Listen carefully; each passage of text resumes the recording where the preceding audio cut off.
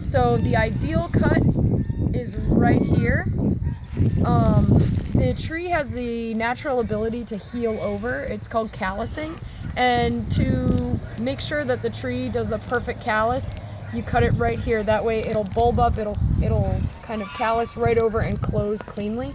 If it's too long, it'll callus, but it won't be able to close over, and it'll leave any open wounds are like very susceptible to infections and fungus and things like that. So we have to make a perfect collar cut that does not damage the branch collar and it doesn't come out too far. I want to pick a branch that I actually want to come out.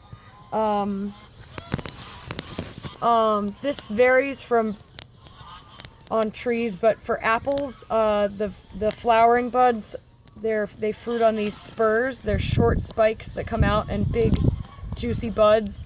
The vegetative buds that are gonna just send out a leaf, that's a vegetative bud. So that's a flower bud, that's a leaf bud. Is that then the apple comes from the flower? Apples come from flower buds. Yep. So so now I could see that my pruning from last year really paid off because I have a lot of flowering buds. These trees used to just have a lot of vegetative buds, so that's great news.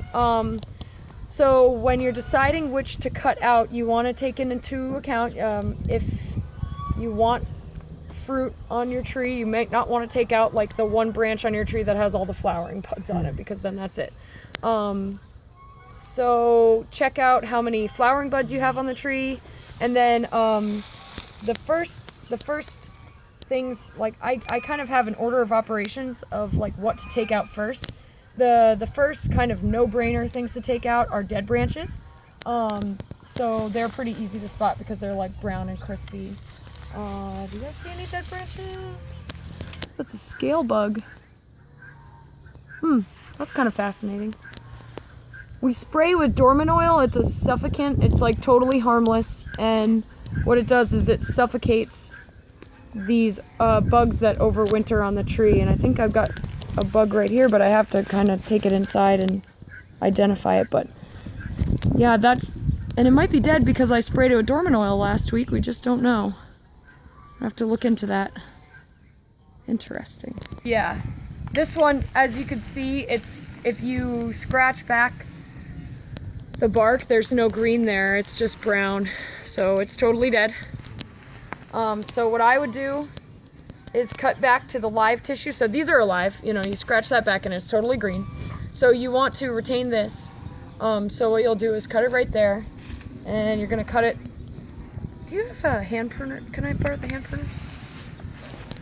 Okay, so you want to be careful not to damage now the collar that we're looking out for now is actually the collar of this side shoot. Okay, so don't damage that. So I want to take it up to here, that way it can effectively heal over. If I take it too long, it won't heal over well. So I'm just going to take it right there. That is long enough that it can heal over, but it's not so close that it leaves that up to infection. So that should be it should heal cleanly after that. So yeah, the no-brainers are take out the dead stuff, and then there's suckers that grow out from the base of the tree. You always have to take these out. These are usually the first thing I take out. I took them out last year, so they didn't come back too aggressively. But yeah, all these coming out from the bottom, guys, just take them out. And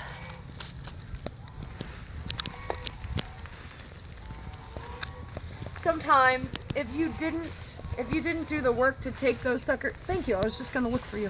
Hi. If you don't take the time to take those suckers that are coming out from the bottom out, if this tree was a little bit less mature and established, sometimes you can even get confused and think that a sucker coming up was the main trunk, if they're a similar size. And since all apple trees that bear desirable fruit are grafted, a sucker that comes out from the root, it's not the kind of fruit that you are wanting to grow. It's coming from the root stock, so it's gonna bear bad fruit. So you always want to make sure that you retain the main shoot and from the graft, so that you get the desirable fruit that you want. That's typically M111 or M9, Bud 9, yeah. any All of those those types. stocks for dwarf. So yeah, that's how they get dwarf trees, is they graft a nice desirable tasting variety on top, and then on the bottom it's a dwarf rootstock to keep it to limit the growth potential so that it won't get to be so huge and you can't control it. And then also pruning helps that too.